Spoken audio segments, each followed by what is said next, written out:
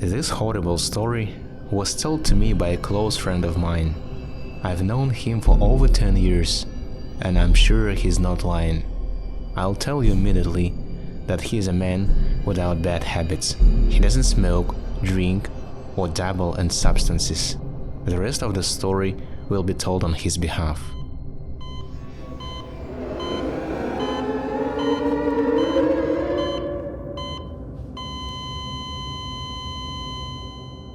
I've been working as a construction worker for a long time and even formed a small team. There are 3 of us: Daniel, me and Miram. Primarily, we work in the city. Usually, we do the turnkey repair of flats, but sometimes we received significant orders from the districts. This time, my uncle called me and said they needed cosmetic maintenance in one of the district hospitals. It was winter, and at this time in the city there was very little work. I consulted my friends and we agreed because we had to feed our families. The following day, we packed our tools and some food for the road and drove by car. "Is there such a big hospital there?"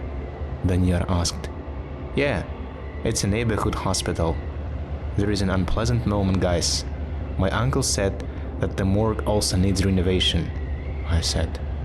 "We might not end up in the morgue ourselves. Look what a storm has started," said Miram excitedly. It took us more than 5 hours to get there. We were fortunate to get there without any accidents. My uncle met us at the entrance to the village. "How was your trip, guys? I'm glad you're alive and kicking. Let's go to my place. Have some tea and warm up.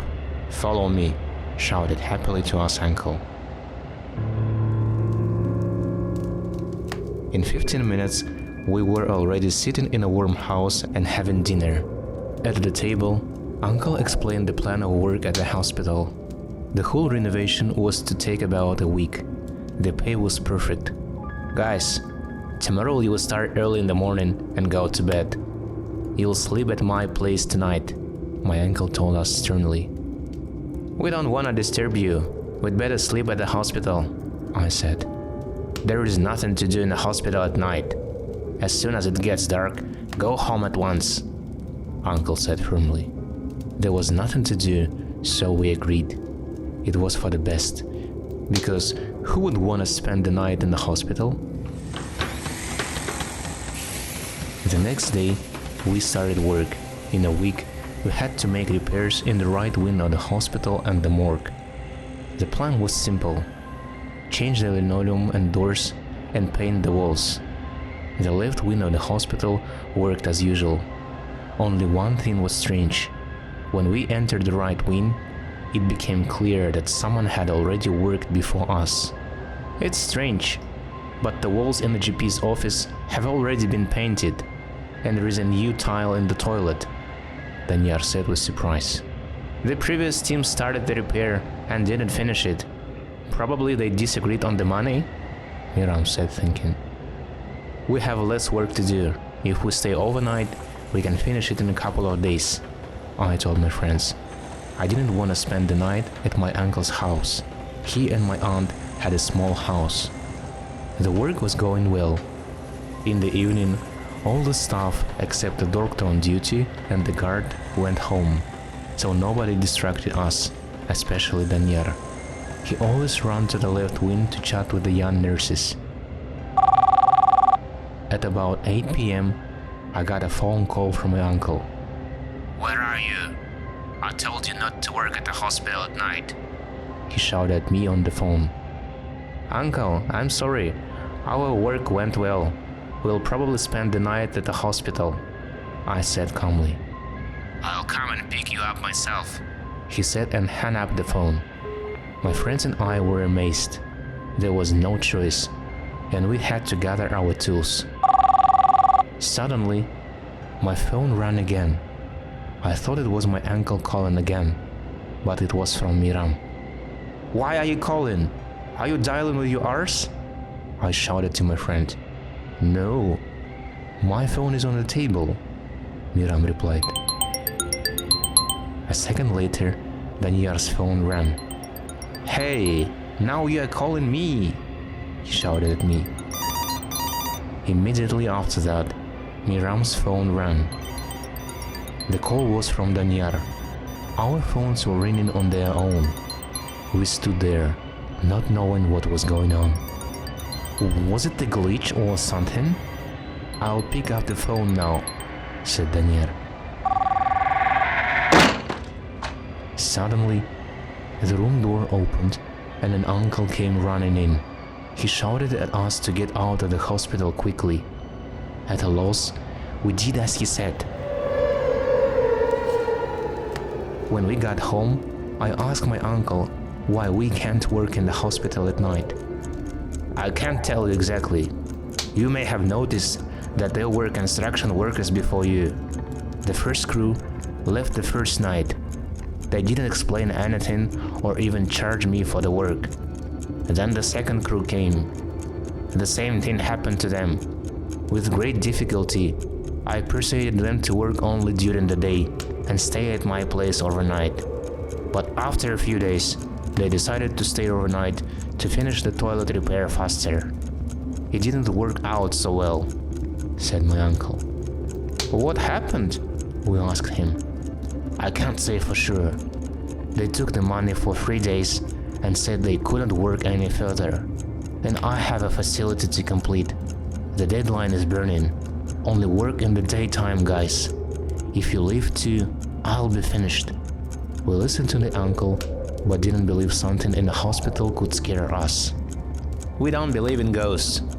I promise we'll finish the repairs on time.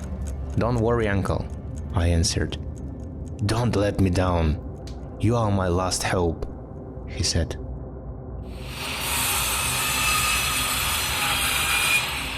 The next day, the work went well.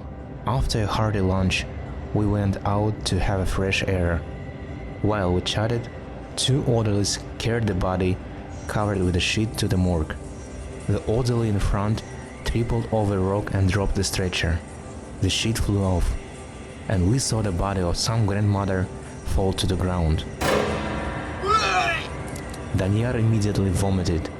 He was our youngest and probably hadn't seen anything like that yet. A couple of hours later, we finished laying linoleum in the corridor. Suddenly, Danyar came running in from the left wing. Guys, a nurse told me that old woman was the local witch. Turns out she died tonight. Now everyone's afraid to go into the morgue. A long time ago, her son died here in the right wing. It was some car accident or something. She blamed the doctors for not saving her son and cursed the hospital. Since then, devils roam in the right wing at night, Danyar told us. Stop telling tales. You are more of a nurse than a worker, Miram told him sternly. Don't grumble. It's just funny that the locals believe it. That is no one to be afraid of, especially an old woman. Danyar grinned. Suddenly, my uncle came into the corridor. We were shocked because he hadn't told us he would visit us today, and we didn't hear his footsteps. We should have been afraid. You know that whoever laughs at a dead man will be tormented in his dreams. A dead man will take revenge until the person who laughed at him goes mad, said my uncle calmly. There was no emotion on his face. We had no time to answer him, but he just left silently.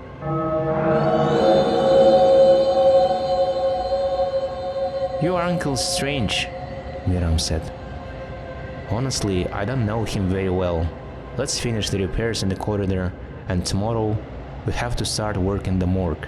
We finished the repairs deep into the night, then went to bed in one of the offices.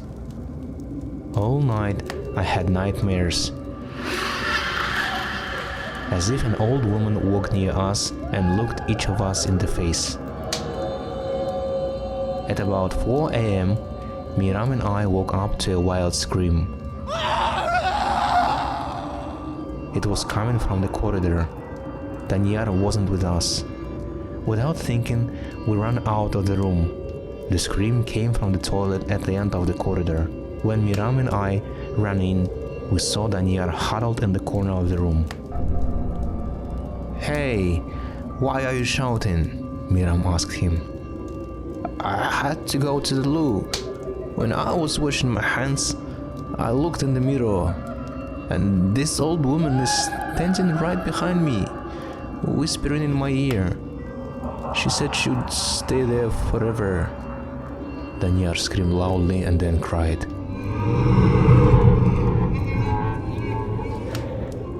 After an hour, he calmed down. Miram and I were worried about the guy. Danyar certainly wouldn't play a joke on us like that. But we had no choice. We had a job waiting for us at the morgue. As we had promised our uncle to finish the repairs, Danyar flatly refused to go there because that old woman's body was still there. But Miram and I managed to persuade him. During the day, everything was fine. We had almost finished tiling the morgue. Danyar even joked sometimes. He seemed to be getting better. By midnight, the work was done, and we agreed to do the rest of the small things the next day.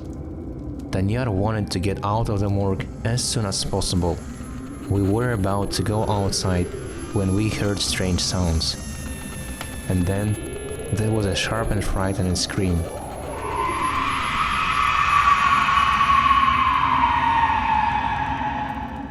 It came from the refrigerator where the old woman's body was lying. We were numb with fear. Poor Danyar screamed in fear and ran out into the street in panic. We ran after him. Without waiting for us, Danyar got into Miram's car and drove off towards the motorway.